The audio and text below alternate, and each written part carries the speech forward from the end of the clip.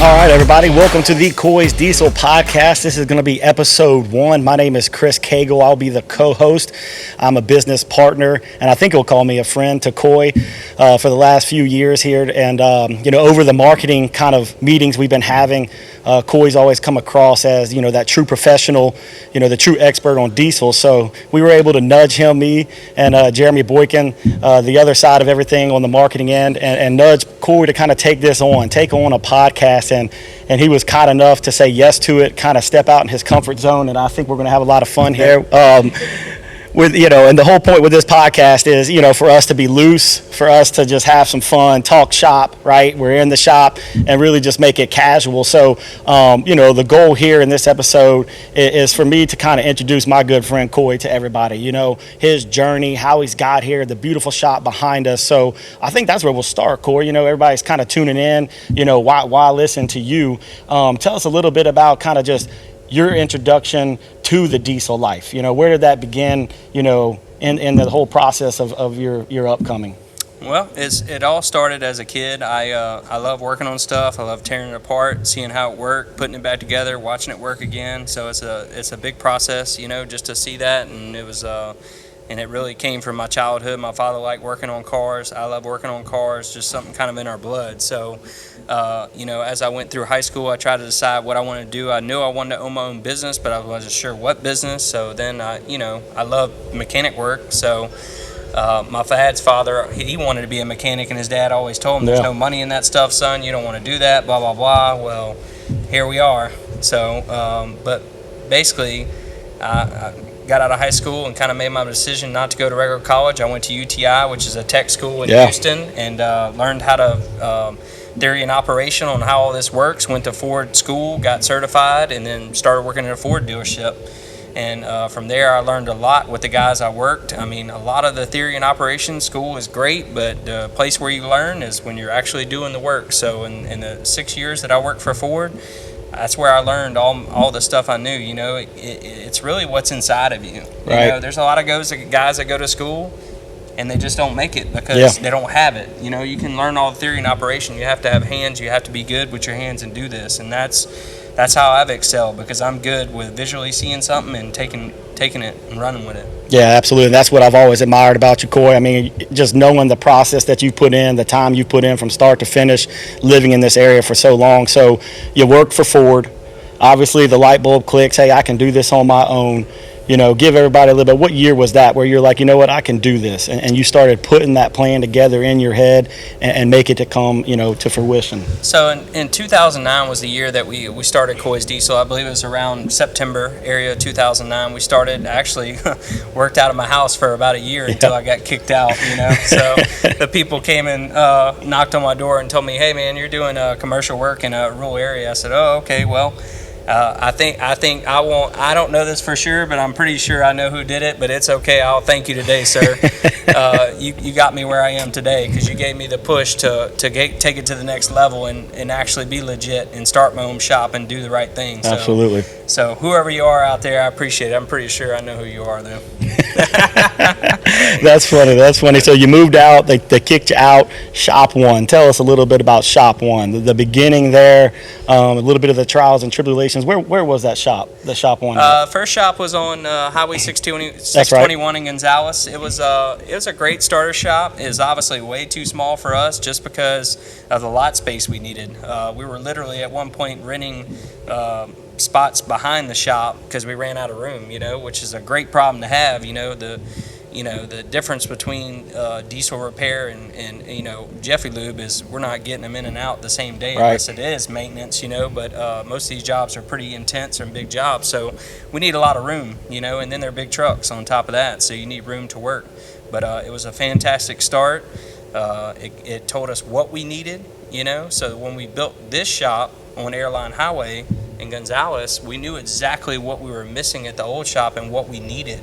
So, when we moved here, we didn't do tires and alignment. We didn't do a lot of suspension because we had to outsource those things. And I don't like outsourcing things because then I'm responsible for them. Absolutely. So So when we moved to this shop, we kind of had a all-in-one shop deal. That way nobody had to go anywhere else, because before people had to go different places to get different things done, and we wanted a one-stop shop for everybody to get everything done at the same place, and when you pick it up, you're done. No, absolutely, and I know that's something that we've always talked about is, the failures from shop one, understanding, what you needed to take from that to grow, obviously, into this beautiful place, and then obviously now you have a heavy-duty place in Livingston, but that's one of the things that I've always loved about you, Coy, is you taking on the leadership role too. There's a different concept here, so not only working on the diesels and supplying the best service to your customers, but the guys that work around you. Talk a little bit about your leadership, kind of the way you choose who works for you and how you guide people, because I think that's really what separates, what you do from somebody else. Yeah, well, the diesel world's a whole different animal, If you think you could just turn wrenches, it's not quite that simple. It's more in depth than that. Things have to be done a certain way. They have to be taken apart a certain way and put back a certain way. So, it really takes somebody that takes pride in their work, and I can tell when people take pride in their work. You can tell by the way they handle themselves, the way they carry themselves, certain things like that. And then, when technicians come in here, his ability to have the patience to teach them. Not everybody's going to come in being well polished, but Coy has that great patience to really make somebody from good to great. So when you bring your truck in to Coy's Diesel, you're not only going to get some of the best technicians, but Coy's right there in the back end of everything too. He's putting his eyes on almost everything that comes through this shop. He's making sure that before it goes out, it gets his last look. So that true build of just a leadership role, but leading from the front. So that's definitely been one thing I've always admired, and we really appreciate sharing all that information. So we're here. We're a staple, Coy's Diesel in Gonzales, Coy's Heavy Duty in Livingston Frost, right off that exit.